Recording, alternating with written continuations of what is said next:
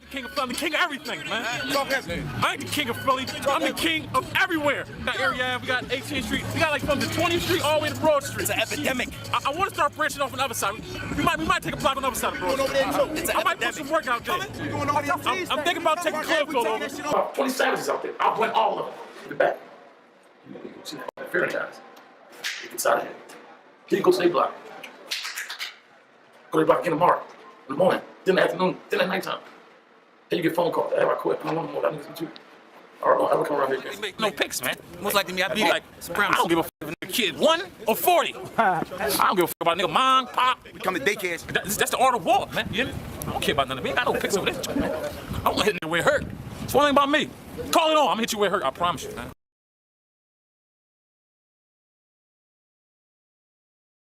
Philly has seen a lot of high-profile personalities that were loved and or feared on the streets end up getting federal sentences. Joey Merlino, Ace Capone, Kabani Savage are just a few examples. More recently, AR Ab and his OBH movement were indicted federally, and he was sentenced to a 45-year prison bid to join the list.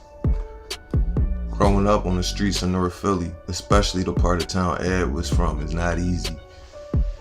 Drugs and crime infest poor black communities, and that's what Ad was up against as a child. His personality is the kind that dreamed big and did what he thought he needed to do to achieve those goals. You can call Ab a lot of things, but you can't call him unintelligent. As a business mind, he thrived. He is a strong black leader of men. Unfortunately, as we see a lot of our black kings succumb to, Ad was a leader of street dudes and led a lot of them right to prison. Abdul West grew up in North Philly on Erie Ave, one of the grittiest sections of the city. In an interview with Don Diva magazine, Ab said of growing up in North Philly, "It was cool. I grew up in a family. My pop had a name in the street. He was a street dude. Everyone respected my pop. My big brother died, so I had to take care of everything on my own. I had little brothers, so I carried the shit. I carried it I was supposed to carry, you know what I mean? I grew up on a crack block where the drug dealers sell crack at. It was one of the biggest crack blocks in the neighborhood. It was constant crack fiends, gunshots, people getting shot, all that type of stuff going on." When asked about his schooling situation, Ab said, "I got my diploma and shit when I was 16. I left high school and went to a program called Job Corps. I got my diploma and my plumbing trade when I was 16. In October 2013, Complex.com wrote an article titled 15 Unsigned Rappers Who Should Get a Deal After South by Southwest. In it, they wrote, although coverage of label signings often seem to focus on artists who strike it big on a viral level, $1 million for Krayshawn, 2 for Trinidad James, 3 for ASAP Rocky, those cases are often outliers, lucky shots in the dark. Being a talented artist doesn't guarantee anything. It's hustle and an engaged, invested group of loyal listeners that usually drive an artist's long-term success, whether that artist elects to take a major label investment or prefers to run independently." They talked about Chance the Rapper, Young Thug, Shy Glizzy, Young Dolph, Joey Badass, all very talented MCs. But they also mentioned some street dude from Philly named Assault Rifle Abdul, or AR Ab. Ab is one of them dudes when he walks in a room, the whole room gets quiet. He's a bigger than life personality who commands respect, and that's exactly what he got for the most part on the streets of Philly. Ab talked a big game and backed it up. Not to say he was feared by everyone, but he definitely got a salute from stamped individuals. Complex went on to write, once associated with Cassidy's Larceny family crew, AR Ab has made headlines for some extra musical reasons. He recently got involved with the Meek Mill Cassidy beef. He was shot 10 times and survived. He's controversial in the way street rappers often are, but there's some musical reasons to take notice of the rapper. None other than Swiss Beats called him the most important new artist in rap, and his latest mixtape, Mud Music, is a strong release, thanks in part to AR Ab's gritty, visceral vocal style. The intro alone is pushing the shock rap envelope. These niggas gotta rap, I don't need to. Gucci Man caught a body, me too. Ad would release a mixtape every year for 6 straight years starting in 2008 with Welcome to Trap Street, I See Dead People in 2009, Allegheny Ave in 2010, and the Who Harder Than Me series 1, 2, and 3 in 2011, 2012, and 2013 respectively. Let's go back to 2005. Cassidy was the most popular rapper from Philly and was getting national attention. In 2002, Cass signed a record deal with producer Swiss Beats Full Surface imprint in association with Rough Riders and J Records. By 2005, he had released a certified gold debut album, Split Personality, and his second album, I'm a Hustler, debuted at #1 on the US Billboard 200 chart.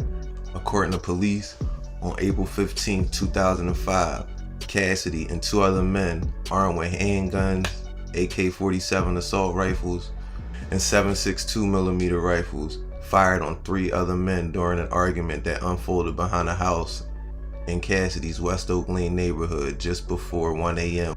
One of the men who was shot, Desmond Hawkins, 22 years old, died from gunshot wounds to the back. The other men were treated at area hospitals for gunshot wounds and subsequently released. Ad was later identified as another of the 3 men wanted by police in connection to the shootings. Cassidy had surrendered to Philadelphia police on the afternoon of June 17, 2005. Ad went on a run, but was later caught. They were both booked and charged with first-degree murder. The case took a turn when the primary witness withdrew his confession. On January 5, 2006, Cassidy was convicted of involuntary manslaughter, 2 counts of aggravated assault, and possession of an instrument of crime for his involvement in the shooting. He was sentenced to 11.5 to 23 months in prison plus probation and was credited with the 7 months he had already served. Ad was found not guilty, having spent 2 or 3 years fighting the case. You know, I want the world to know, man, that that murder case is down before I was down for that job too. You know what I mean? Yeah. I took it to trial. I spent 2 years fighting that job. All right. I beat not guilty. Right. Cass beat Cass. He got felt guilty on involuntary manslaughter, so he still got the minor charges. I got felt not guilty completely. In 2008, Cass finished his deal with Swiss Beats and Full Surface, and he formed Larceny Family Records and put Ab under his wing, and they tried to make a way for themselves like that. They would appear on tracks and music videos together throughout 2008, 2009, and 2010. Differences in opinions made the whole situation turn sour around the end of 2010. They both have different reasons for why it went left. It seemed to have boiled down to money or lack thereof. Cass had hit it big time in 2004, and after the prison stint, he didn't have the same buzz as before. Ab grew frustrated with the lack of opportunities he was getting with Larceny Family and dipped. And me and Cash out situated our own independent deal. We messed with Carmelo. Okay. Carmelo actually putting the budget up, so that's a whole bunch of millions. That's what's up. Until then, I'm trying to get it. That's all. Excited. He said, "Come on, I got to make you a millionaire." And I was rolling with him, and it ain't playing out. Had the way you wanted to. Okay. During the incident in late September 2011, West survived being shot 10 times. A tweet dated September 24, 2011 showed a bandaged AR Ab lying in bed, recuperating with the captions, 10 shots couldn't stop me. He suffered 2 shots to the stomach, 2 to the hand, 5 to the ass, and 1 shot to the thigh. Ab would recover throughout 2012 and continued pushing his music, and it was around this time he started to push the OBH movement. OBH stands for Original Block Hustlers and will be synonymous with Ab from here on out. You will hear him mention OBH from time to time before 2012. But 2012 is around when you start seeing people like Dark Low appear with him in music videos and interviews. In April 2013, AR Ab tweeted, 3 years ago, I got caught up in a big drug trafficking raid. It just caught up to me. Now I gotta pay the price. I'm doing my final show tonight. His videographer, Gil, uploaded a video with Ab saying he will be turning himself in. Following his prison sentence, music videos from AR Ab and OBH members urge fans to write to Ab while he's in prison. While he was locked up that year and a half, the leadership position fell to Dark Low as far as the face of OBH. When it comes to rapping, in my opinion, is Low has the most talent out of the whole OBH. No Breaks, Braz, and C-Dot are my other two picks. A lot of people started to recognize his skills on the mic too, as Low would solidify his place in OBH due to his presence on the mic while Ad was booked. Ad was released on parole November 2014, having served 18 months. According to interviews, Ad was booked for charges related to crack cocaine and faced up to 3 years, which was less than 18 months through his participation in the boot camp program. AR Ad was always known and talked about on the streets of Philly. People in the city that paid attention to the rap scene were aware of, or at least have heard of him before. More broadly, and in mainstream circles, his name was a mere whisper. That all changed in 2015 when Drake referenced Ab in his song Back to Back, where he said, I drove here in a rave playing AR Ab. I'm not sure what it was. We all know the story with Meek and Drake, so we won't get into that right now. Ab later stated in interviews in 2015 saying that he hasn't spoken to Drake, but he sided with him, saying he was disappointed in Meek's response. Meek responded to Ab on August 6th during a performance in Camden, New Jersey, where he said, Niggas get on motherfucking camera and get to talking all this gun murder bullshit. Y'all niggas don't do shit but get shot the fuck up. We get money and we want to win cases. That's some fucking noise in the building one time.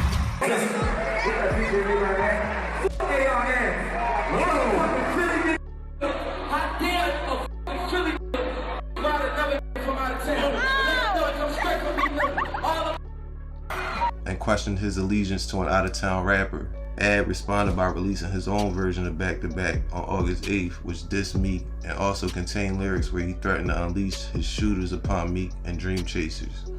In response, Meek's cousin O'Malley released his own version of Back to Back, which dissed AR Ab and OBH.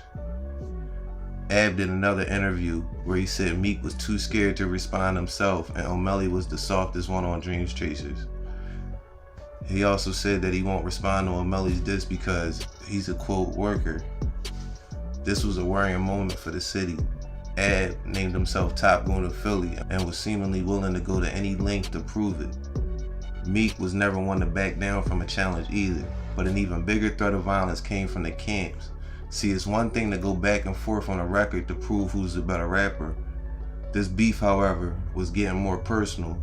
Drake and Meek live in two different countries, and while the general public had the same concern of violence stemming from their feud, it wasn't the same with Meek and Ab being from the same city. They knew each other for years, meaning they know a lot more about how each other moved around, and it's a lot more likely for something bad to happen. Luckily, cooler heads prevailed, and in January 2016, Ab revealed that he and Meek had reconciled. This taste of public attention sparked even more ambition in Ab. Having flirted with fame before, he took this opportunity to push OBH further and further into the public. With public attention also comes attention from other people, namely the feds. The feds can't ignore certain things, and this video is one of them. OBH Records, King of Ab. I got my own record company. I signed myself. Check this out. There's $500,000 on the table, man. This is $500,000 on the table. I just feel like y'all got too excited when Birdman paid me my $200 grand. Like that's some real money. I've been had that money. I felt like y'all believed I was broke before I got that $200. This is $500,000. Like I said last drink, man. Only the broke complain, man. Everybody know get money. They don't be on sitting back complaining about shit. All the broke niggas like, man, he don't like me or he don't want to do this. Or I don't give a f about none of that money. Real shit. Get some money, dog. I don't give a f about none of that shit. Free smoke. Oh, I got my shoes behind me. Free smoke. Bro, I said, right, I want to be a shooter. Guess what? I allowed him to be that. I allowed my man Bros to quit rap and become a shooter. Like Bros, I only want to rap. Look at Big Brock back there. Bros, you don't rap no more. You just want to be a shooter, man? Free smoke. I ain't gonna lie, he smell blood, man. My man Bros caught his first shooting. He was like, all right. When he caught his first shooting, he said, he put down the notepad and he said, Ab, I love the way this shit feel. I just want you. Free smoke. He quit. All right, you know skinny. Y'all know what it is. Y'all know I'm getting into it. Graveyard back there.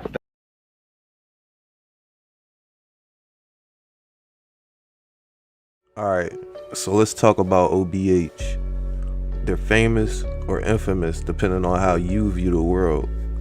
They, like any other street criminal enterprise, cause devastation to so many in the community.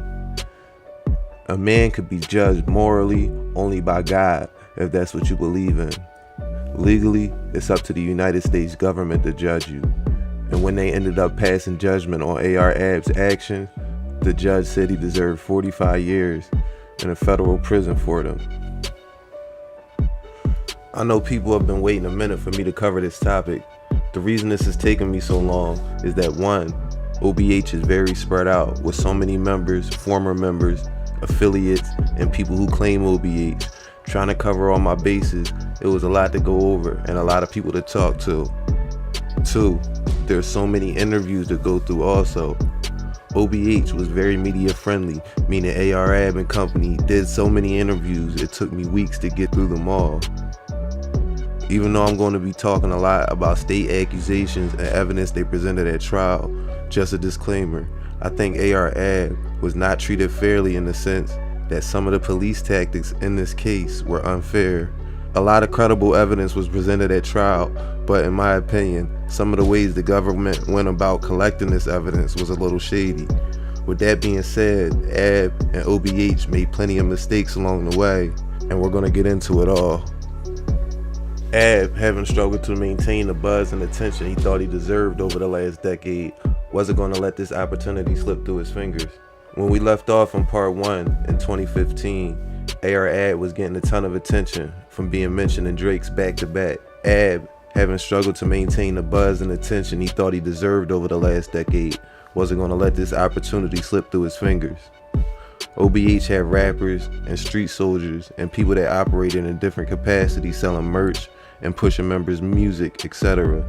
Speaking of music, Ab would release so much music between 2015 and 2018 that he might have kind of oversaturated Philly's rap scene with OBH music, to the point where his movement was getting so popular, there were annual OBH and Goonie Gang cookouts, which drew hundreds of people to residential streets and were often shut down by police. Ab would pop up on Area Ave from time to time, giving out food and refreshments for free on hot days. Ab also moved his family out of Philly to ensure their safety. Ab and Dark Low rapped and released a ton of music throughout this time of 2015 through 2018, as well as pushing Leak Moss and Skinny Me. Briggs Brown go back years. And listen, y'all know who he is. This is my little brother, Skinny Notorious. The notorious Skinny Me. That boy about 130 pounds of horror. I know this for a fact, man. And guess what? This is what I like about Skinny Me. This is what I like about Skinny Me music, man. It's just raw. And it's like reality rap. Mafia. Skinny Me will go through a situation, and guess what? It's gonna be in the song. He's gonna make a song about the same day. So that's why I feel it so much. I know it. When he said I killed the and I did that, I seen him do it. When he say somebody try to drop on me, not personally, not for the man, and I seen him do it. I know he. I can't go on without mentioning other members of the OBH scene, such as Shy Money the Wolf, P90 Smooth, Breezy Baguettes, OBH Flock, who's one of the original members and who introduced Ab and Cassidy, News, College, No Breaks Bras, C-Dot, Razor, and many others.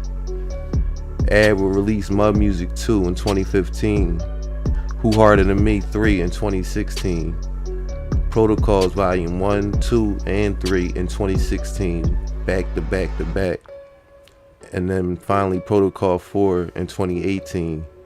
Social media has been a huge topic of discussion in this case, with many speculating that Ab's interviews with DJ Vlad and others he's done contributed to his federal sentence. While part true, but mostly false, no interview he did was ever introduced as evidence at trial. Ab was definitely reckless with the way he talked on camera though, but legally almost none of it was introduced as evidence in this trial, at least the YouTube videos he's famous for. However, some were admitted. When the government indicted OBH in 2019, social media posts and their admissibility in the court was a controversy even before the actual trial started. The FBI zoned in on a few key videos, and it's questionable in my opinion the way the FBI portrayed some of them. The one involving Taz and Robbie Johnson is a major one of concern for me. We will get into Taz and what he did in part 3. For now, let's continue on where we are.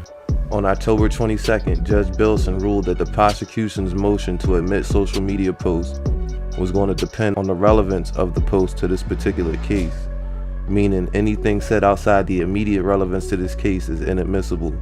So Vlad interviews talking about Bloxy's run or Bloxy shot up or any of the other shit Ab has been heard saying is considered hearsay and not admissible. The government would obtain a vast amount of social media evidence attributable to various defendants, however. The social media evidence is 2 types, social media videos and social media posts.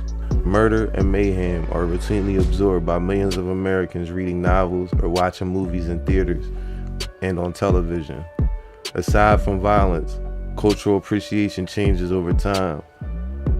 We need not go far back in history to remember the revulsion that lovers of Beethoven and Mozart expressed when Stravinsky, Berg, and more recently John Adams and Philip Glass became mainstays of major orchestra concerts. The 20th century has also witnessed a virtual revolution in changing to appreciation and taste in art. Consider the virtual riots that took place in Paris at the beginning of the 20th century after the debut of the now considered masterpieces of Picasso and Matisse. The point is not only to acknowledge the role violence plays in cultural expressions of various types, but also to recognize that individual cultural and artistic tastes change depending on many factors. Tolerance for freedom of expression is essential. In this case, the government seeks to introduce social media postings by defendants, many of them about crime and violence. Several take the form with lyrics referenced to as rap, specifically gangster rap. The issue is whether videos of rap music and other social media posts are subject to any special evidentiary rules. The court must examine the probative value of the evidence balanced against its potential for prejudice to the defendants who object. Federal Rule of Evidence 403 must obviously play an important role in this decision about admissibility. Presently, before the court is a motion in limine filed by the court seeking an order allowing admissibility of 1. Social media videos featuring defendant West, and 2. Social media posts documenting drug trafficking activities by many of the defendants. These videos and photographs were posted to social media websites, including Instagram and YouTube, which provide a platform for digital device users to share content with the public. Social media videos.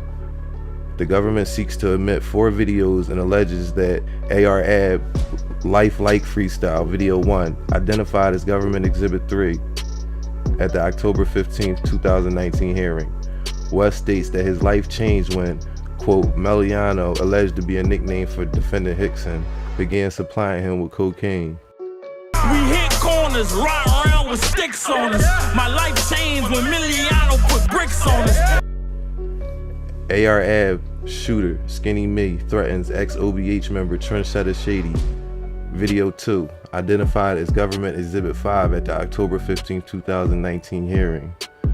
I could not find this video anywhere. I looked all over for this video. I could not find it. It goes on to say that defendant West communicates threats of violence and Blanding can be seen in the background. Leak Moss and AR-AB, Blood Brothers, Trendsetter Shady Diss, Video 3, identified as Government Exhibit 2 at the October 15, 2019 hearing. Defendant West raps about ordering the assassination of Robert Johnson and sending defendant Stewart to commit the murder. The government avers that the reference in the lyrics to the murder of Robert Johnson, allegedly committed by Stewart at the behest of West, is as follows. I had the whole city scared to stay near home. Then call Taz and tell him bring that nigga head to me. ECF 407 government responds to defendant's motion in limine to exclude all evidence of murder of Robert Johnson. The government contends that during the investigation, a cell phone was seized from defendant West that contained a post with the lyrics of this video. The note was dated 4 days after the murder of Johnson. Second superseding indictment at 6. The next piece of evidence was AR-AB Rivals Cassidy Diss. at Assault Rifle Ab, at No Breaks Bras, Video 4, identified as Government Exhibit 4 at the October 15, 2019 hearing. Defendant West raps about the seizure of 10 kilograms of coke, the arrest of defendant Hoover, and his hope that Hoover will not cooperate with law enforcement. $250,000 lost, got a broke heart.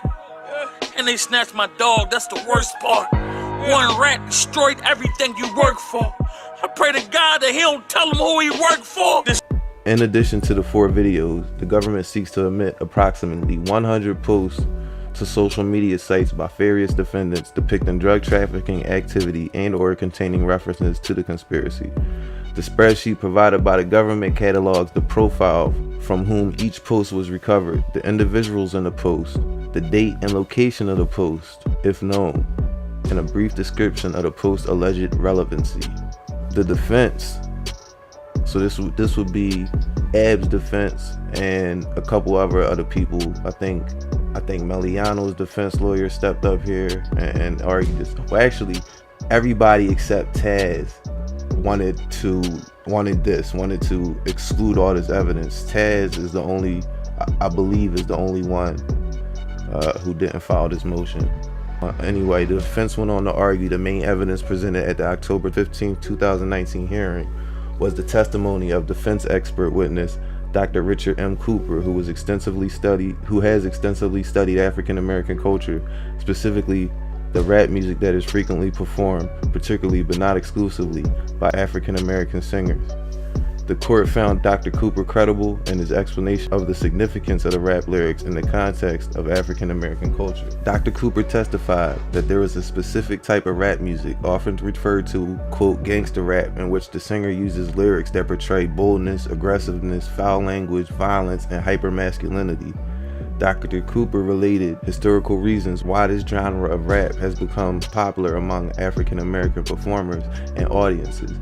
Dr. Cooper gave many examples during his direct testimony of gangster rap lyrics and opined that this type of music does not necessarily state the truth about the performer's personal activities or the activities of anyone else, but is designed to project an image that reflects African American struggles and present-day culture. Dr. Cooper expressed his opinion that Instagram is often an extension of rap and is frequently used as a marketing tool. During extensive cross-examination, Dr. Cooper acknowledged that some rap songs may use lyrics that reflect the choice of lifestyle by the performer, but he noted that a listener cannot conclude from the music alone that there is any element of truth in the lyrics that the performer uses. Dr. Cooper specifically disavowed any opinion as to whether the lyrics in the social media videos that the government intends to use in this case, which he had viewed, were necessarily true or false. Government counsel cross-examined Dr. Cooper extensively on the 5 videos marked as government exhibits 1 through 5. Dr. Cooper disclaimed any opinion about whether the particular lyrics, which the government claims are intrinsic evidence of participation in the conspiracy by defendant West, were in fact truthful statements, or otherwise. Dr. Cooper acknowledged that some of the language used was well-known slang for criminal activity and that West was portraying a violent persona. On redirected examination, Dr. Cooper restated in some specifics his opinion that the mere use of profanity and apparent admission of criminal liability cannot in and of itself be taken as true given the nature of gangster rap. Okay, so all that meant was that in defense of OBH, Dr. Cooper was stating that you can't always take rap music literal. You can't always take what these guys are saying as fact, and more so using them in a court case is very dangerous in the fact that, as he argues, more a matter of performance, basically. You know, everybody, we all know this though. We know the deal. And so the judge, in his final ruling on this matter, the judge basically said of the YouTube videos that some may be admitted, and of Instagram posts he said during the evidentiary hearing and reiterated on October 16, 2019 order, the court indicated that it would not admit into evidence Instagram posts or other photographs of defendants merely wearing certain clothing which the government claimed showed anti-prosecution bias, such as adverse references to people who may be termed snitches. Also, the court stated it would not allow photographs of individual defendants unless there was some evidence tying the post to narcotics transactions and supporting the relevance to the alleged conspiracy. But posting videos was just one of a three-pronged evidence approach the feds took in prosecuting Ab and other OBH members. The second was FBI doing their surveillance methods. Since at least spring of 2017, the FBI was conducting surveillance on AB and OBH. Throughout that time, AB and OBH continued to basically go about things as usual. I mean, if you don't know you're under surveillance, you're just going to live your life and do what you do. So this is what the government said that OBH was doing in the time span of the spring of 2017 until the winter of 2018, when everybody started to get arrested.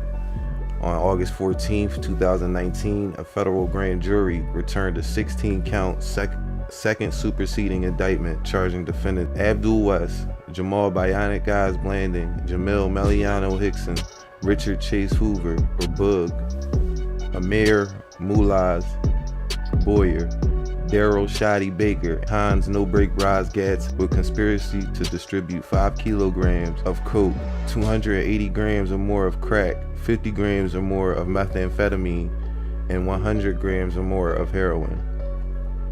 The FBI investigation included, among other things, controlled purchases of narcotics, surveillance of properties used to store and distribute drugs, surveillance of OBH's trips to California for the purpose of importing drugs to Philadelphia, the review and analysis of phone and social media records, and interviews of witnesses.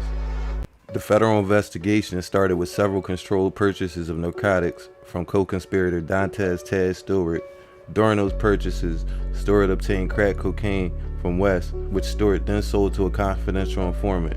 During one such meeting, Stewart and West met at a property at 3234 Sydenham Street, referred to as the mansion by the defendants. Subsequently, the FBI installed a pole camera outside the mansion in August of 2017, and over the next several weeks, the FBI observed the defendant's routine use of the mansion. During those controlled purchases, Stewart obtained crack. On September 11, 2017, the Philadelphia Police Department, acting independently of the FBI, executed a search warrant at the mansion.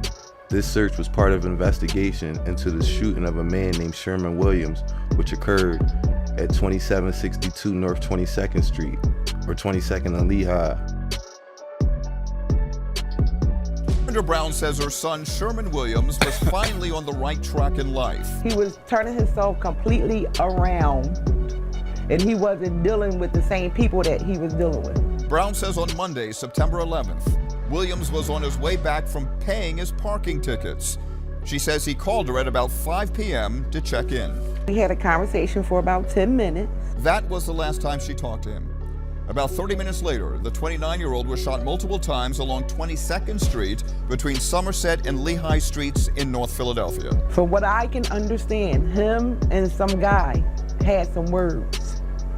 But I don't know what words was so powerful for this person to shoot my son in the back twice. Williams died less than 2 hours later. The city of Philadelphia is offering up to $20,000 in reward money for the arrest and conviction of the person responsible. A witness to the shooting observed an individual believed to be the shooter fleeing the scene in a white Jeep Cherokee with PA registration JYD 0709. The police determined that the white Jeep Cherokee was registered to Abdul West at 3234 North Sydenham Street, which is the address of the mansion, and at approximately 6:46, officers Charles Rillera and Ralph Nelson, who were at the scene of the shooting, traveled to the 3200 block of Sydenham Street to investigate. There, they observed the white Jeep Cherokee parked near the mansion. Philadelphia police raided the mansion and recovered drugs and a firearm and a small amount of cash. Skinny Me was arrested and later convicted of the murder of Sherman Williams. I'm on the MSTs right now for like a murder. You know what I'm saying? Like for a murder. When they hate you, they frame you. You know what I'm saying? Due time, like I'm still gonna be giving a record shout. I'm still gonna be putting on for the cool kids. Cause I ain't gonna start recording. Innocent. I'm just gonna run because I'm scared to death. The police, they don't tell me what they do. I'm scared to death of the motherfucking court system. They don't tell me what they fucking do. When you're innocent, they stole it just to blew you out. They hate you, they frame you. When they hate you, they frame you. Remember that, man. Well, listen, how this nigga, notorious skinny me, beat the weight off. Y'all should let me come on, my diesel's on, man. Break it down like a shotgun. Yeah, no, spring the word like a shotgun. And it's the count, and I'm going to this motherfucker 50 grand strong. Right.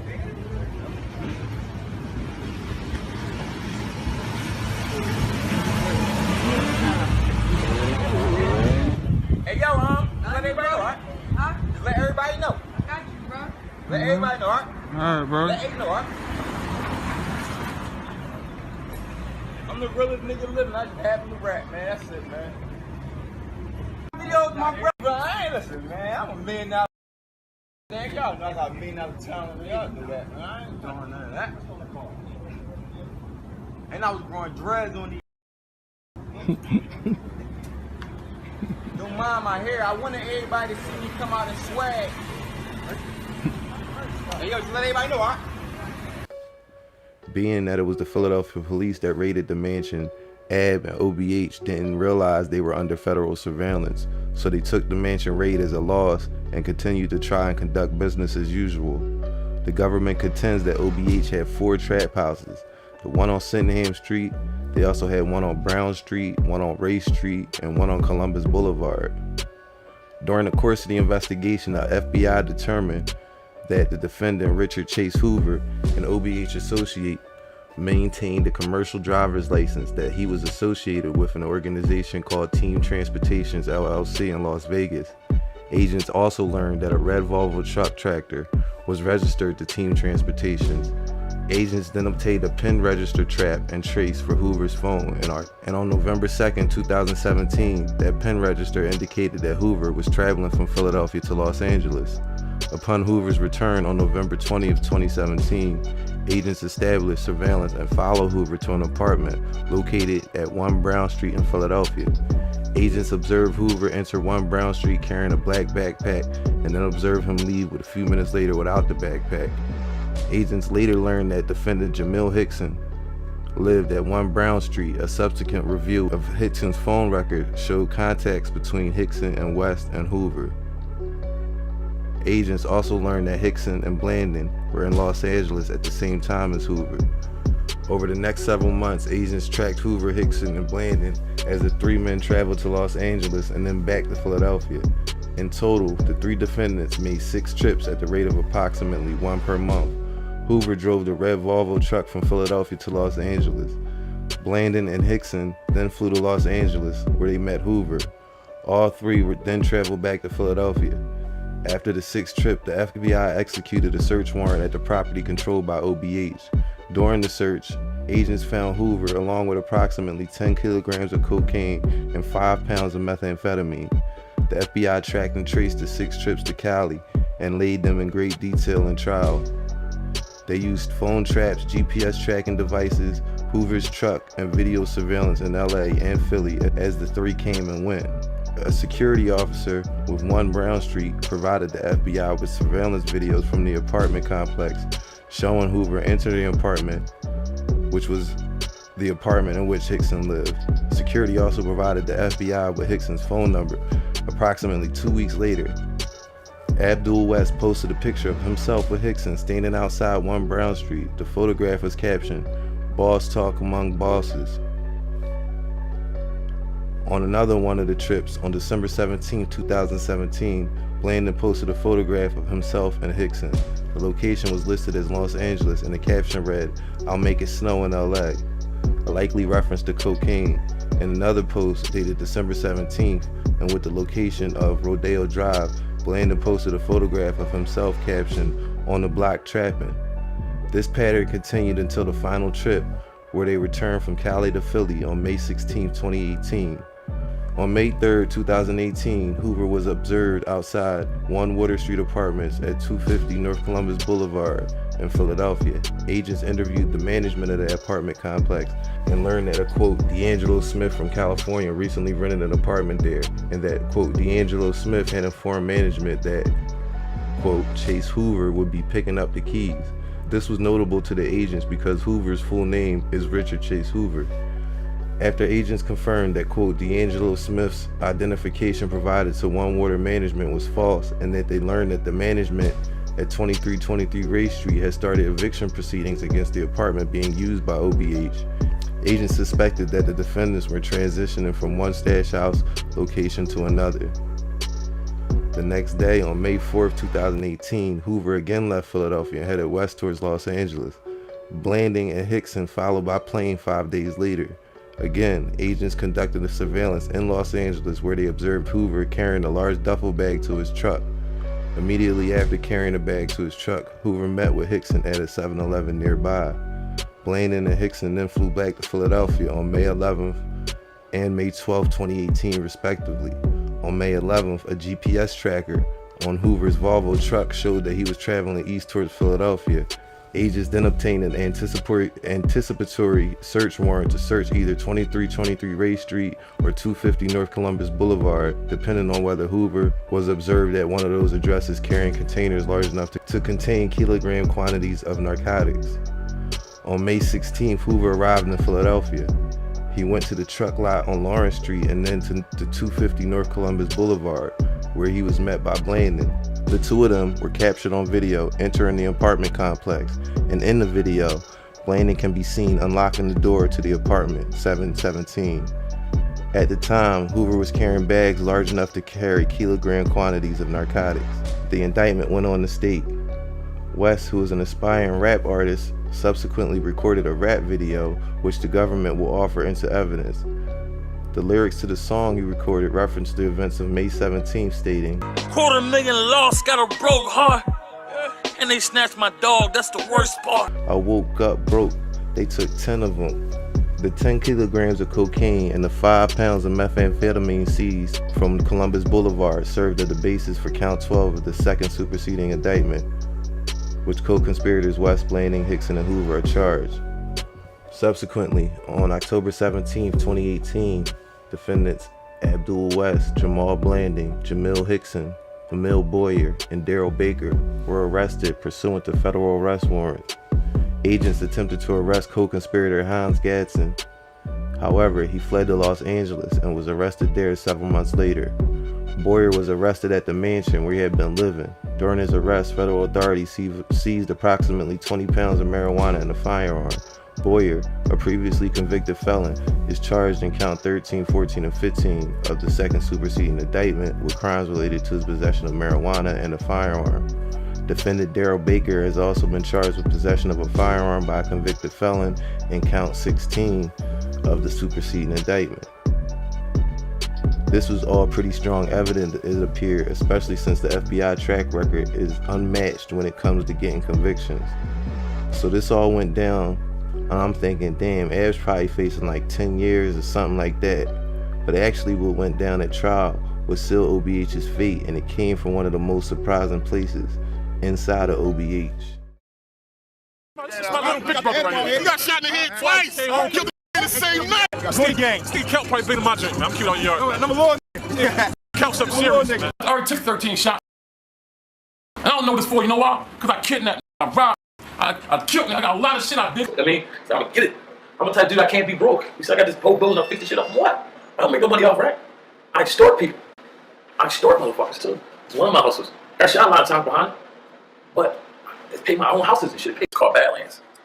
I was coming out there. It was somebody at the corner. Went to buy an ounce of crack off me. So I'm cutting the crib, ready to serve my ounce of crack. They coming from my side. Like they drive my side, say, meet me on this block. You know what I'm saying? I come out the curb, I see the boy Dutch. I like, yo, I have shooting the DVD going, man. I see Dark Low. I'm like, shooting the DVD. This nigga beard. Looking like a cancer ass nigga. Like, fuck type shit is this? So long story short, they put the camera out. I'm like, yo, I got a bust of trap. Like, what's going on? You know what I'm saying? I was always selling drugs and shooting the whole time. That's why I went to jail. You know, luckily I beat the gun case. It was drugs and I had a gun. Over 13 times. Yeah. What happened around that whole situation? A lot of shit. I was robbing people. I wrote a bunch of savages. See, I'm gonna tell you the reason why I talk a lot of shit, because it's not just me. I'm just a rapper. Imagine the guys There's 10, 15, 20 guys that I call from this trouble. And I'm on record for murders and shit like that. So imagine the other motherfuckers, they can't even be around people. They savages, man. Did they push you to rap? Yeah, they want me to save them from this shit. They don't want to be robbing, kidnapping. I got shot 10 times. I don't think it's from that. It could have been from that. It could have been from my mother cousin robbing the other kids. It could have been from my right-hand man tying these up. You feel what I'm saying? They do all this shit, and since I'm the forefront of shit, I get caught up in everything. That's what I got to do. Was there? No, I ran that shit.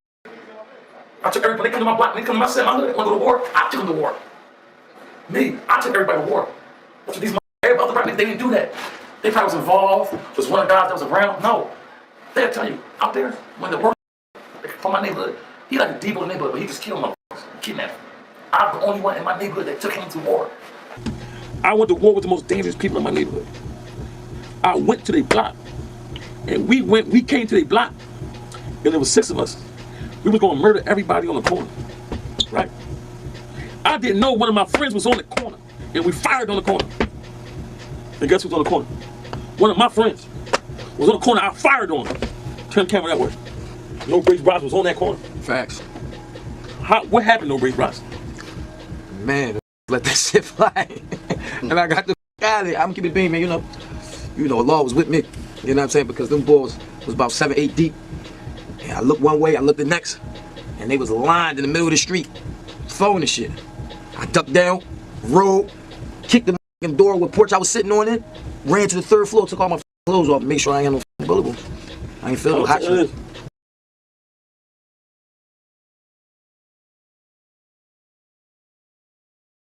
In part 2, we looked at the second superseding indictment and what the federal government planned to present at trial, and what was and wasn't going to be admitted as evidence. Just to recap, Abdul West, Jamal Blanding, Jamil Hickson, Richard Chase Hoover, Dantes Stewart, Amir Boyer, Daryl Baker, Hans Gasson, and Dennis Harmon will be charged with conspiracy to distribute 5 kilograms of cocaine, 280 grams of crack, 50 grams of methamphetamine, and 100 grams of heroin. The superseding indictment also includes individual charges of possession with intent to distribute cocaine, methamphetamine, crack, and heroin, and a charge of unlawful possession of a firearm. And the trial was set to start on November 4th, 2019. As discussed in part 2, the federal government came with a ton of evidence. They had been following OBH for a little over a year, starting in 2017. Poll cameras, wiretaps, physical surveillance, witnesses, etc. Now, we talked about Ab, Bionic Eyes, Emiliano, Bug, or Richard Chase Hoover, Moolahs, Shoddy, and No Break Bras. But one name I haven't talked about much is Taz. Dantes Stewart is mentioned right at the beginning of the evidence presented in the first indictment and the second superseding indictment. May 1st, 2017, in Philadelphia, Pennsylvania, an undercover law enforcement officer met with defendant Dantes Stewart in the area of 2000 Bridge Street, Philadelphia, who introduced himself as Taz. Stewart sold the undercover 2 vials of cocaine in exchange for $20 US currency and gave the undercover the telephone number as a number where he could be reached. June 6, 2017, Buyer 1 placed a call to defendant Stewart on telephone number to arrange for the purchase of cocaine base, crack. Buyer 1 traveled to 5200 Torresdale Avenue to meet defendant Stewart and discuss the arrangements for the purchase of a 1/4 ounce of cocaine base. Defendant Stewart then drove and entered the mansion where defendant Abdul West was also present. Defendant Stewart returned to Buyer 1, where Stewart provided approximately 6.278 grams of cocaine base, crack, in exchange for $340 in US currency, which is less than a quarter, by the way.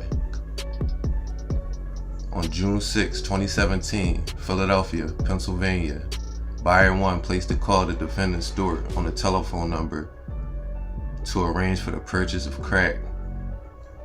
Buyer 1 met defendant Stewart on the 5200 block of Torresdale Avenue, where Buyer 1 showed defendant Stewart $1,200 US currency for the purchase of cocaine base. Stewart returned the money to Buyer 1 and left to obtain the crack. Defendant Abdul West drove from the mansion to the area near 444 North 3rd Street, Philadelphia, where he provided defendant Stewart with cocaine base to sell Buyer 1. Defendant Stewart returned to Buyer 1 and sold Buyer 1 approximately 24 grams of cocaine base in exchange for $1,200 US currency.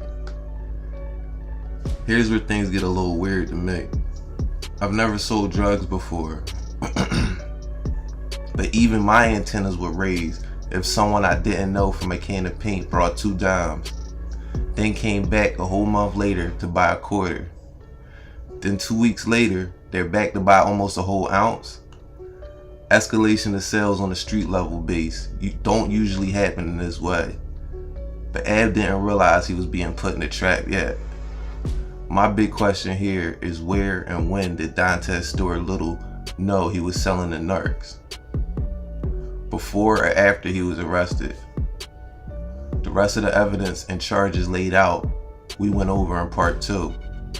To be clear, agents were listening to phone calls, had physical surveillance on all 4 OBH properties, and had eyes and ears on Ab and OBH for a year and a half without their knowledge.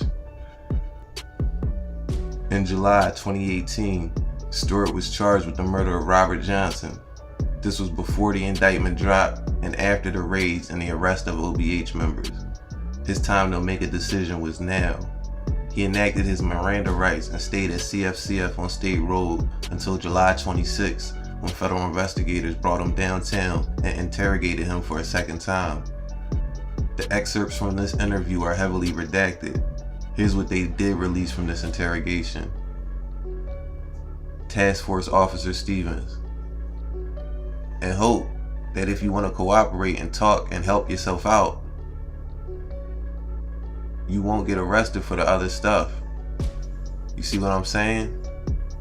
And if we just arrested you for everything, you're sitting on everything that we have, the flexibility of what we actually arrest you with. And you'll be in the federal system.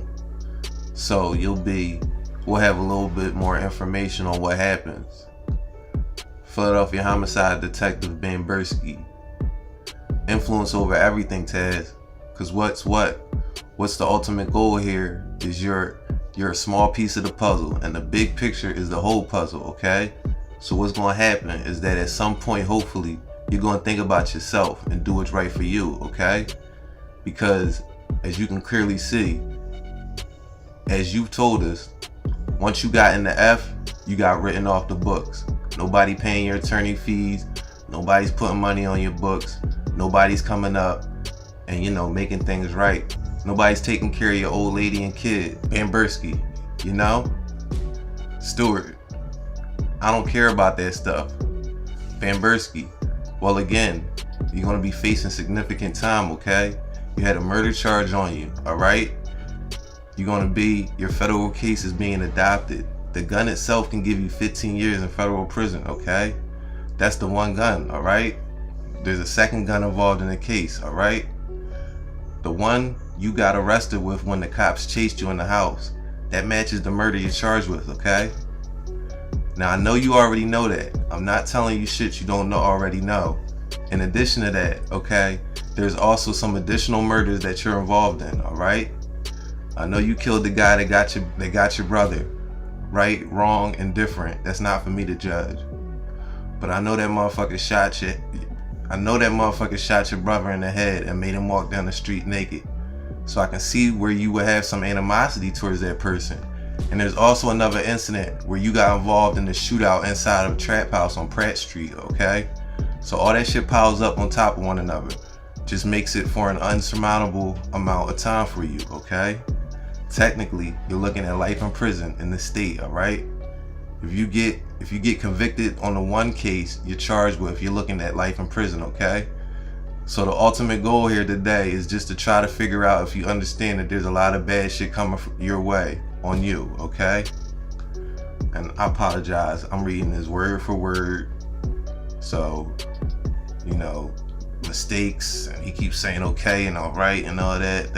I'm just reading it word for word. I do apologize. I know it's annoying. And we're trying to say is there's some wiggle room here, and there's a lot of possibility that if you cooperate in the federal system, everything will be lumped together and you'll be taken out of the state and incarcerated federally, okay?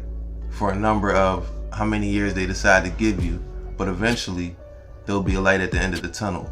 You know, life in state is life. You know that, okay? I mean, you've been around. Nobody's telling you nothing you don't already know, okay? And what I'm saying, and what I'm trying to say to you, is you need to think about yourself when push comes to shove, because it seems as though, from what you're telling us, that no one's helping you out. Bambursky, what I'm telling you is, all right, there's some leeway for you to say, I'll accept the responsibility for what you guys said I did, but in return for that, I need some leeway back. That boils down to how much time you're gonna get, but that depends upon your cooperation, okay?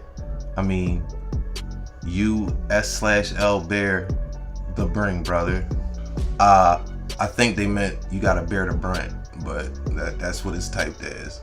You got OBH tattooed on your chest, you know, so you're gonna be asking you about OBH stuff, the people that are involved in that. I know, listen, nobody wants to be put in that situation. Nobody wants to be put in that position. But the bottom line is, you can't worry about anyone else. You gotta worry about yourself.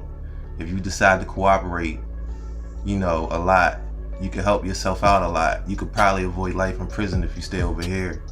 If you stay in state, I'm not lying to you when I tell you that what's coming your way, okay?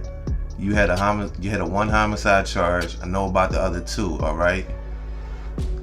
Bambursky, the biggest thing, like I said, is for you, I guess it's, well, I don't want to say it's a simple choice, because there's nothing simple about what you're going to decide.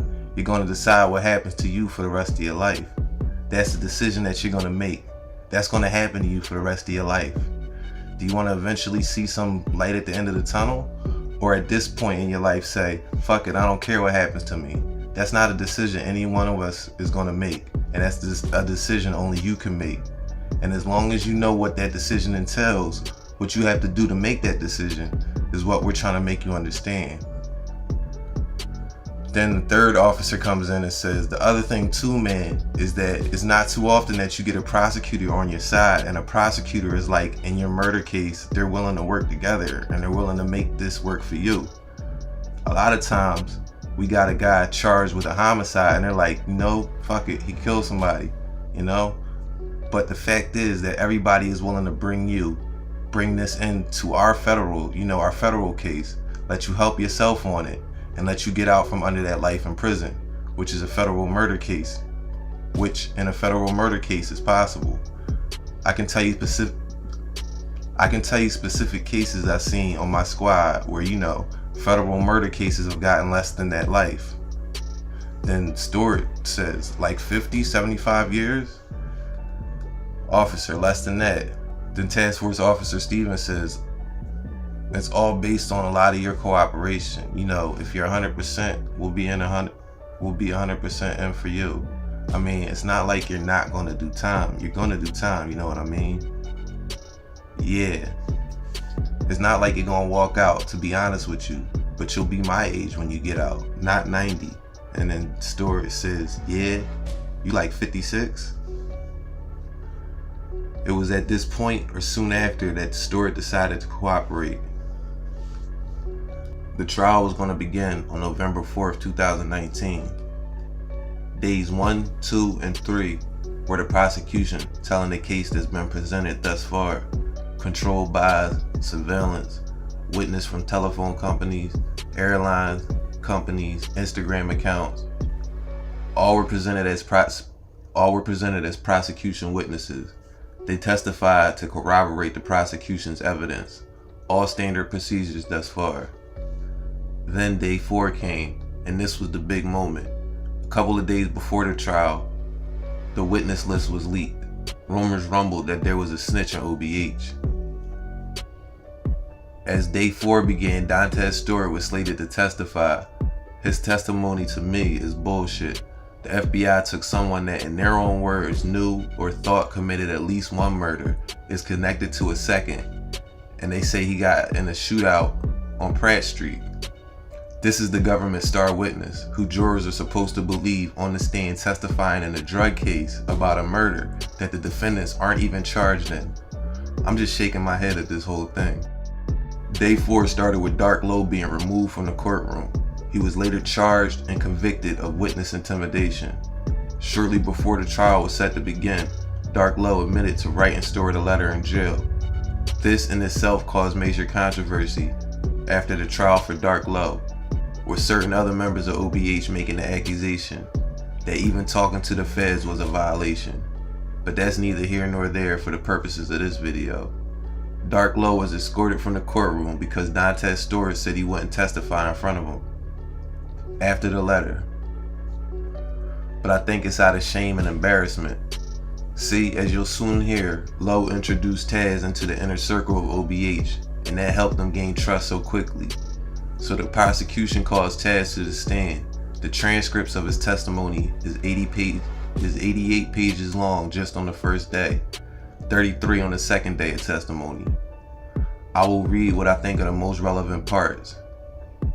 He starts by stating that he has an OBH tat on his neck, and the prosecution wanted to immediately connect him to OBH, and that he pled guilty in September for the murder of Robert Johnson. They established that he had an open plea agreement in that case, meaning that he hadn't been sentenced yet and that there was no deal made on his sentence and length. This was all negotiated with the knowledge that he would be testifying for the feds in this case. They go on to talk about the murder of a man named Andre Moore in 2016. You also pleaded guilty to possession of a firearm as a convicted felon, correct? Correct. You have not been sentenced on these charges. No. Do you know the maximum penalty? Do you know the maximum penalty that you face right now? 360 to life. Do you know who's going to sentence you on your sentencing date? Judge Belson. Has anyone promised you what Judge Belson is going to give you at the end of this? No, because I've been in here. As part of your plea agreement with the government, have you agreed that Judge Belson's allowed to withdraw? Even though you've pled guilty in state court to the murder of Robert Johnson, the state court judge is going to sentence you on that. As part of your plea agreement, you agree that Judge Belson can consider that murder as relevant conduct when sentencing you on this case. Is that correct? Correct. Do you know what your responsibilities are with that cooperation agreement with the government? Cooperate. Tell the truth, nothing but the truth. As part of that plea agreement, have you also agreed to be truthful and honest concerning the murder of Andre Moore in 2016? Yes. You've recently been arraigned on that in state court, is that correct? Correct. I want to make one thing clear from the start, that the murder of Andre Moore, does that have anything to do with any of the individuals you see in the courtroom here today? No. How do you spell the last name? Moore, M-O-O-R-E. By the way, this is the prosecution asking these questions right now to Stewart. The next, after that, he'll have cross-examination from A.R. Abb's lawyer. I want to draw your attention to around 2015 into 2016. When did you get out of jail? In 2015, if you remember? I don't remember. Did there come a time when you sought out Abdul West for any particular reason? Around 2015.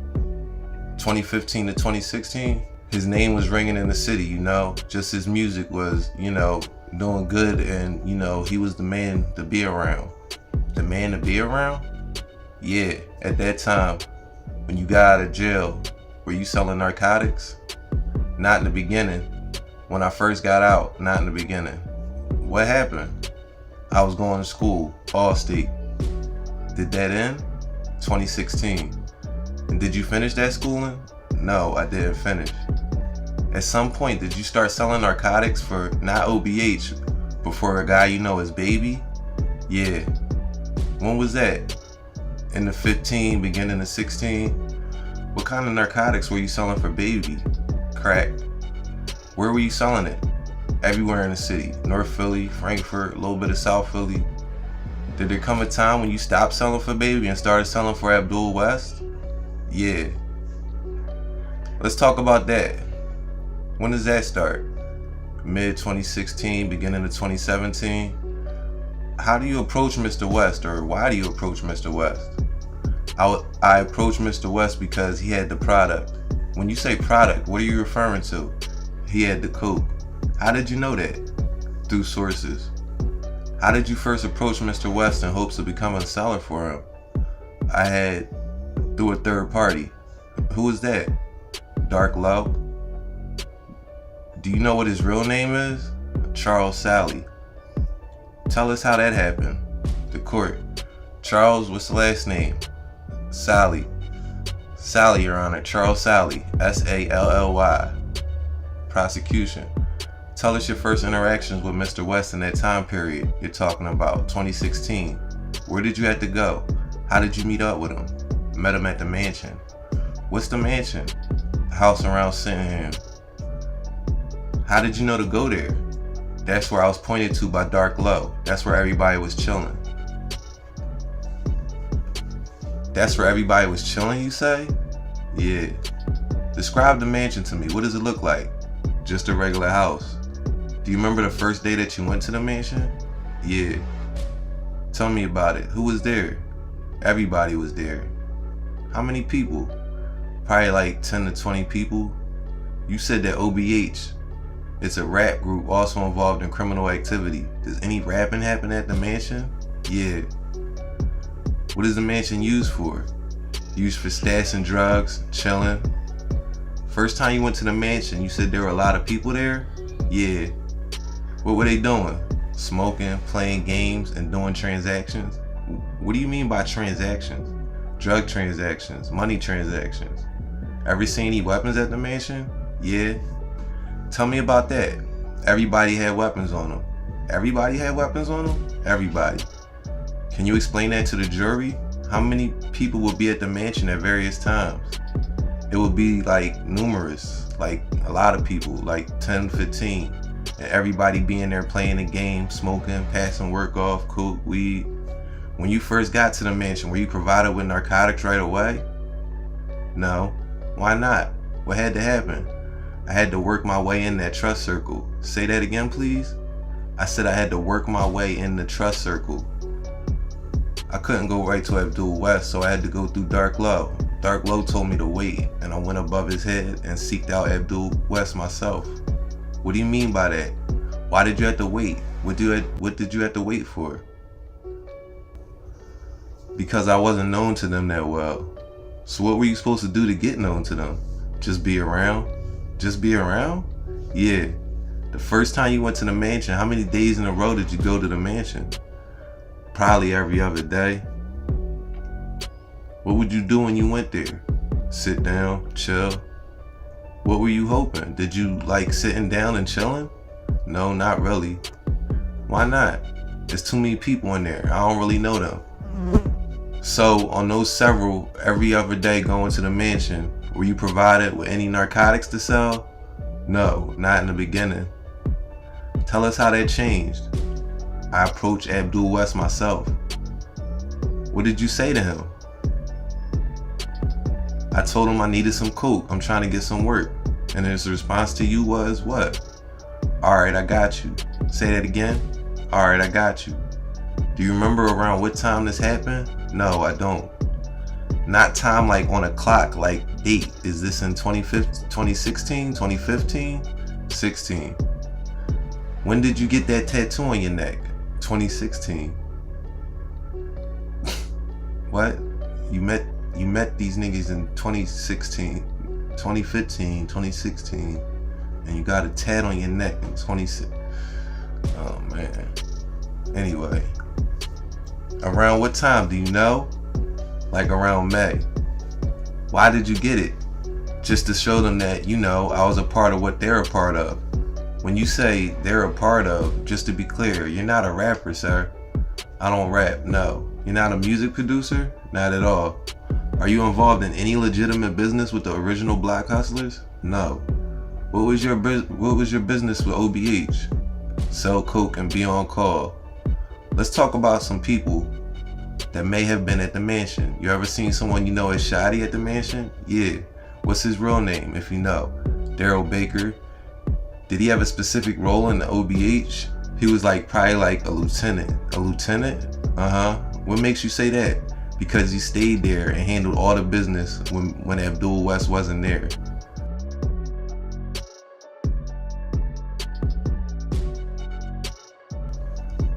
He went on to explain that he got his coke off Ab and Braz exclusively, and that Ab would front him coke and he would take it to Frankfurt to sell.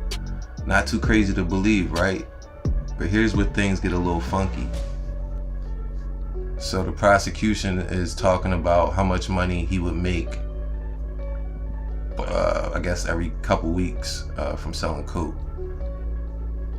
Question, so how much were you making off it? I was making like $3 grand. And were you getting 2 ounces a week, like on a certain day, or did you go back multiple times a week to get that 2 ounces? I go back whenever, as needed, whenever I needed it. If I run out Thursday, I have Thursday or Thursday night. If I had an ounce and I knew I was going to sell out before Friday, I would call before Friday, so I won't have to keep running back and forth. Now this 2 ounces a week, when you had to make payment for the narcotics that you were given, who would you make payments to? Whoever I would meet with? Who would that be? Abdul West or Braz? Those were the 2 people? Right. Give money to anybody else in the organization? No. Now let's talk about this continued up until your arrest in November of 2017? Correct. Let's talk about October 13, 2017. Did there come a time when you were contacted by Abdul West? Yeah.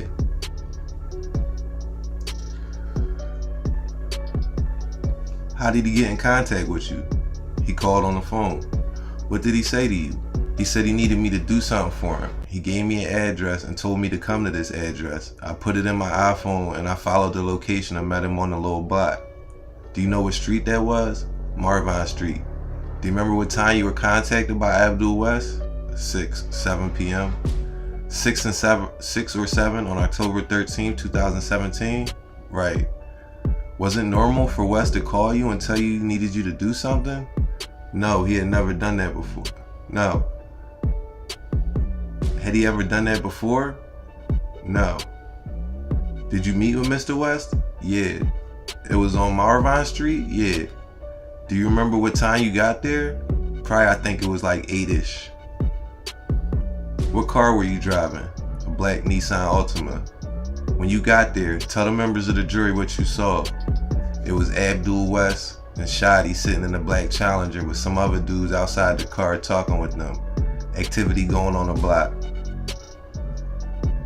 What did you do? I got out the car and I approached their vehicle. Did you have a weapon on you at that time? Yeah. Was it common for you to have a gun? Yeah. Common for a lot of people at the mansion to have weapons? Yeah. When you did you actually have a conversation with Abdul West and you said Shadi was also there? Yeah. Who was sitting in the driver's seat of the black Challenger? Abdul West was in the driver's seat, Shadi was in the passenger seat. Tell us about the conversation you had with him. I approached the car and Abdul West said he needed me to kill somebody. So I'm asking him, alright, Abdul West and Shadi was going through, plans on how for me to carry out the hit. What do you mean they were going through plans? Abdul West, he wanted me to shoot him in the head. Shadi told him, no, I'm gonna have him somewhere with me and you just come up and just, shoot him up. So you guys were discussing about planning to murder somebody. Did they tell you who this person was? They was discussing a plan on a murder. I just was listening, waiting. What were they saying to each other? At one point, Abdul West said, do it this way. Shadi ain't agree. Shadi said, do it that way. I guess Abdul West ain't agree. Then Abdul West told me, give him my phone, and he DM'd the guy who they was targeting. Did they tell you who that person was? Yeah. What did they say? They said, he asked me did I know who Robbie was. I told him no. I told Abdul West no. He was like, he be in the mansion with us. He showed me a picture of him. And I'm like, yeah, I know him. He told me he needed me to, kill him, shoot him in his head. I said, how am I gonna do that? I don't even know this guy. He said he was gonna set it up to where I'm gonna act like I'm making a drugs transaction off him, getting some meth. So what did he do, Mr. West? How did he set that up? How did he set up that drug transaction? He DM'd him off my phone. What phone? Off my phone. Do you have an Instagram account? No, I ain't got one. How did he do it? My baby mom had got one. So he took your phone and did what? He logged in, and I don't use Instagram, so I wouldn't know how to. But he got my phone and logged in and used my phone to DM the target, which was Robbie Johnson. Had you met Robbie prior to this? I seen him around the studio one time, that's it. What studio? 444. What's that? The Batcave. Have you ever been there before? A few times. We'll come back to that in a moment. Do you remember the Instagram account that was used on the phone to DM Robbie Johnson? Like TT_26 or 27? TT? Yeah. I'm not gonna ask you, but is that in reference to your baby mama? Yeah. What happened then? He connected with him, and Abdul West was texting as if it was me. And he texted him saying, "What's up? This is Taz. I'm trying to link up with you and get some glass." Robbie Johnson responded back, and we connected. I got his phone number. Did you agree that you were going to kill Robbie Johnson? Yeah. Why would you do that? Abdul West told me to. If you said no, what do you think would happen? Probably got me killed, I don't know. If you said no, do you think he'd give you any more narcotics to sell? Yeah, he would cut me off if I would have told him no. Mr. West never asked you to do that prior to that date. No. So after they told you to kill Robbie Johnson, you agreed, and where did you go? I got in my car, I drove to my apartment, swapped out the weapons of mine, and I drove down Bridge Street. What do you mean you swapped out weapons of yours? I forget what kind of weapon I had when I pulled up to meet Abdul West. I had like a 380 or something. Talking about a gun? Yeah. You went and got a different one? Right. So when you switched out your gun, did you have any more conversations with Robbie? Yeah, I texted him, and when I told him that I needed some work, which was meth, glass. And did he tell you where he was, what he was doing? He said he was getting dressed, ready to go out.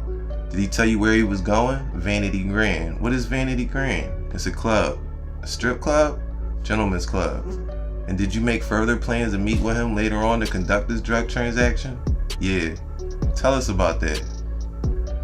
I wound up calling him off another phone, and I told him that I needed some glass, and he told me no. I told him to meet me around Bridge Street, Torresdale area. He directed me to meet him on 4000 Banner Street. I want to go back, Mr. Stewart. I forgot something. Back when you were meeting Mr. West and Mr. Baker on Marvine, did they indicate that if you had performed this homicide that you would benefit from it in any way? Yeah, he said he had me. What did Ab tell you? He said, I got you. What did you take I got you to mean? I took it as he was going to pay me in money. Yeah, money. I got you. Let's go back. You made some arrangements to meet up with Robbie Johnson on Benner Street. Is that correct? Correct. Approximately what time? Benner and what, if you remember? I don't remember. Tell us what happened. First time I met up with him, I met him on the 4000 Benner on the side of the Dollar Tree. I got out of my Nissan, jumped in his Nissan, and he had the meth. He gave it to me. And the original mission was for me to, kill him right there. I didn't kill him right there because there was people outside the car sitting on the step. There was too many people around? Yeah. So what did you do? I got back in the car and I FaceTimed Abdul West and I told him, damn, it didn't go down. He got a little upset. He was saying some words. What kind of words was he saying? Oh man, you fucking up. I gotta call my folks and tell them you ain't do what I asked you to do. So he was mad and I told him, don't worry about it. I'm gonna call him back. I'm gonna link back up with him. Did you have any idea why Abdul West wanted Robbie Johnson killed? He said he was playing both sides of the fence. Who said that? Abdul West. He was playing both sides? Yeah. What did that mean to you? He was dealing with Abdul West and he was dealing with an enemy of his also. An enemy of Abdul West? Yeah. Do you know that person who he's talking about when you say enemy? Do you have a particular person in mind? A street name or anything? Yeah, I forgot the guy's name.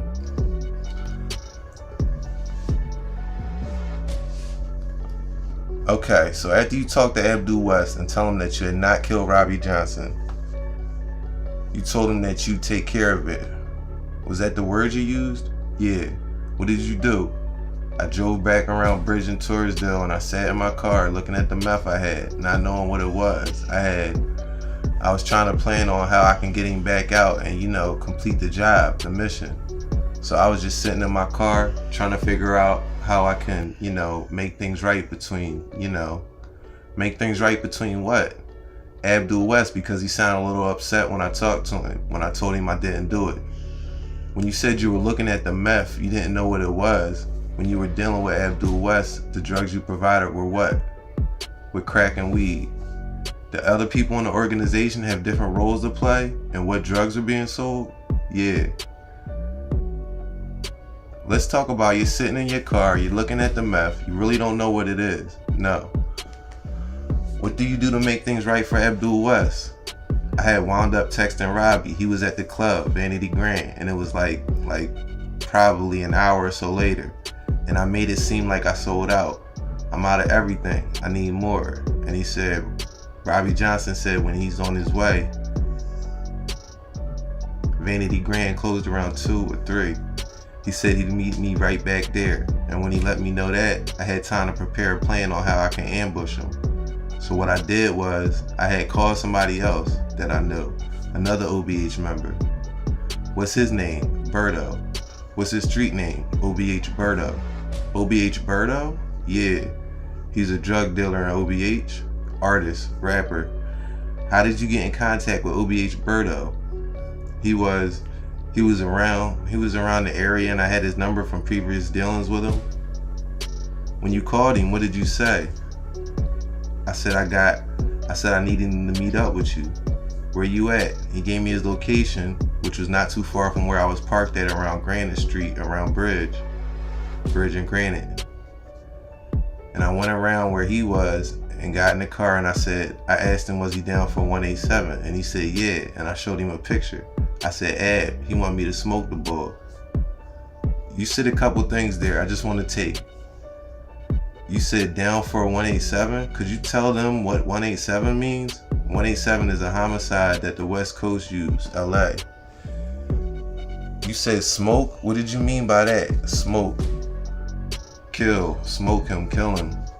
What ball? What does that mean? Who? You said ball. You gonna smoke the ball. I'm saying it wrong. I'm not from Philadelphia. Bull. Is that a term for a person? Yeah, like ball, dude. Does OBH Berto agree to help you? Absolutely. You said absolutely. What do you mean by that? He was down. He was like, all right, come on, we out. But I was giving him the rundown on how it was gonna go down. I said, I'm gonna meet up with him and I'm gonna get in the car. I'm gonna exchange money and drugs, but you're gonna walk up and hit him in his head. But wait until I get out the car first. Tell us what happened. Around that night, I gave Berto a 9.6 Sawyer. Say that again? You gave him a what? A 9.6 Sawyer. That's a gun? Yeah. And I let him out of the corner of Benner Street and Robbie was he parked? Robbie was already parked out there. And I had parked my car and jumped in his car and Robbie's car and he had the meth.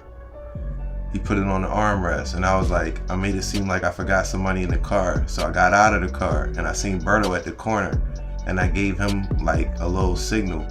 I went in my car and waited for I rolled my back window down a little bit and waited for the shots to ring off. And I heard like 10, 14 shots. Berto came, ran to the passenger door, opened it, he got in, I drove off. What did Berto do with the gun? I had got it off him when he got in the car. When I dropped him off, I had to give it to him. And I told him to put it up because I didn't want to drive that early morning with a smoking gun on me.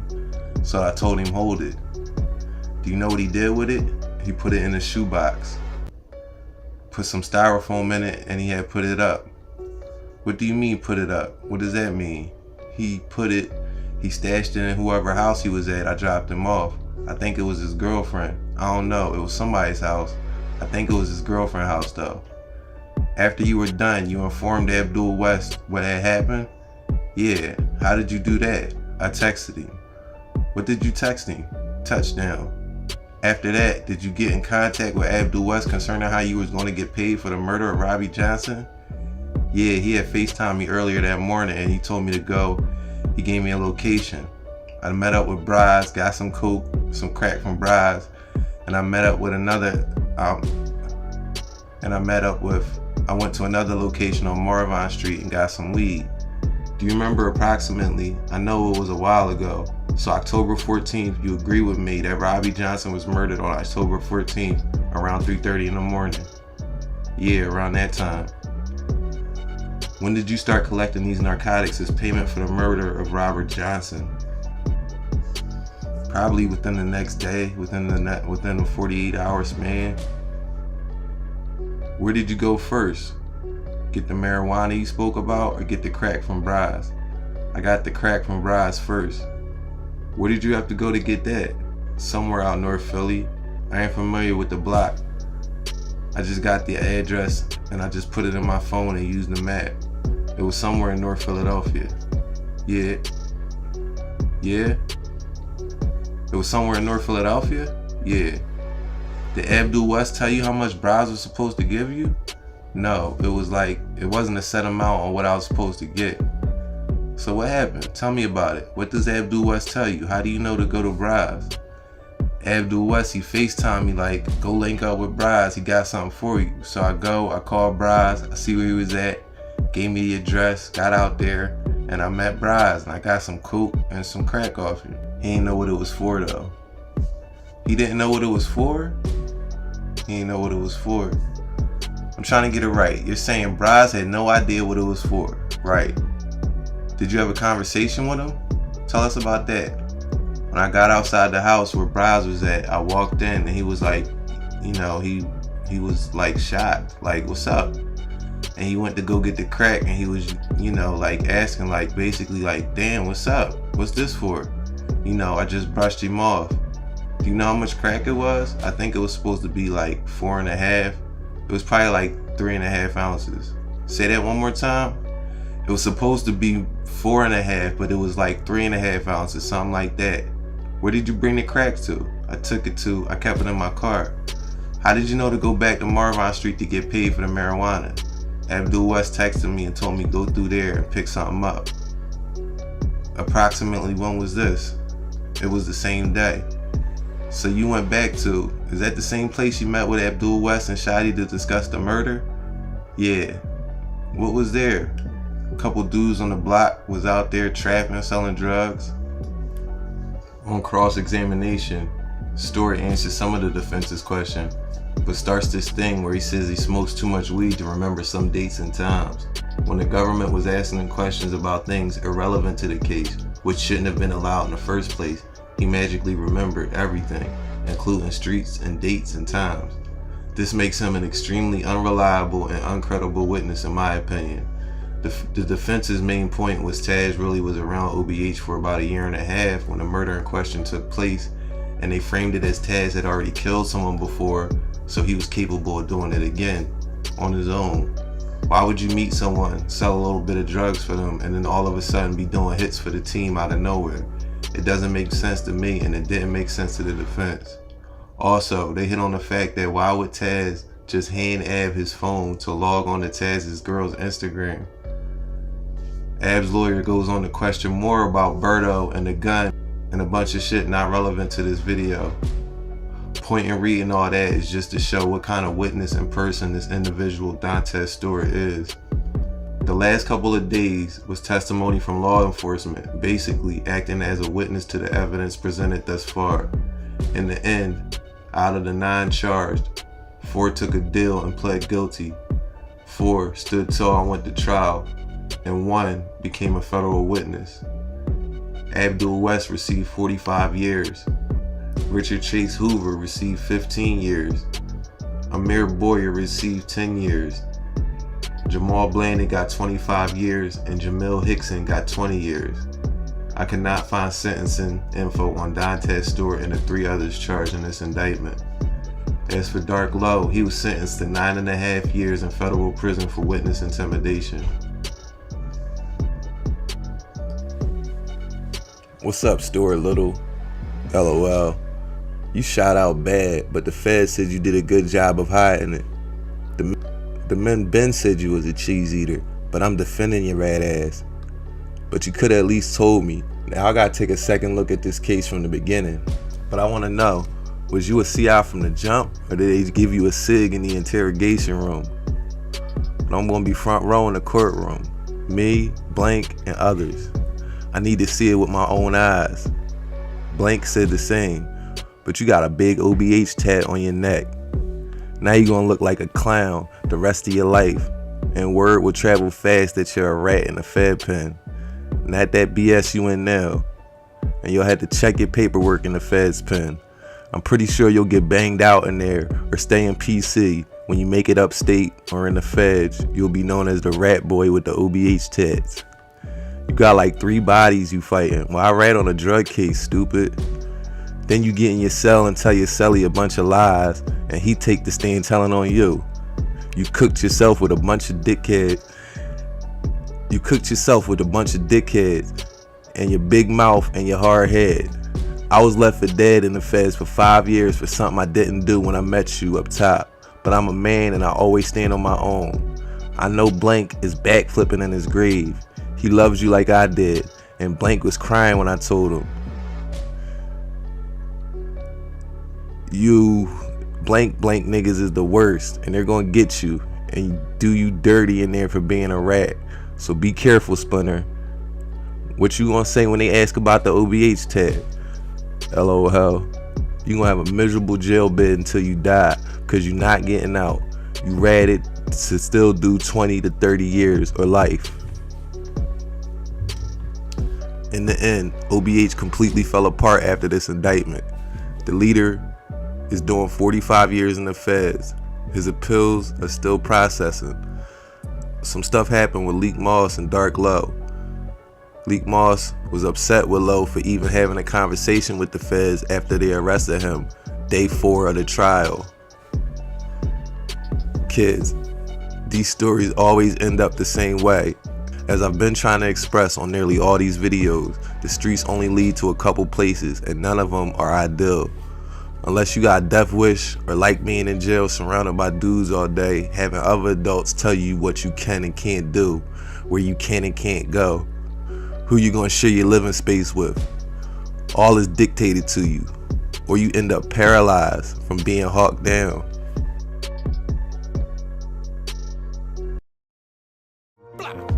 Bet you don't see the gang name understatements. To say I'm focused now, that's an understatement. Under surveillance, the feds did investigations. Not guilty, free my brothers, that's just allegations. He just ducked the indictment, that was Floyd status. Name ring, name clean, but that boy has it. Free Biggie with the weight off.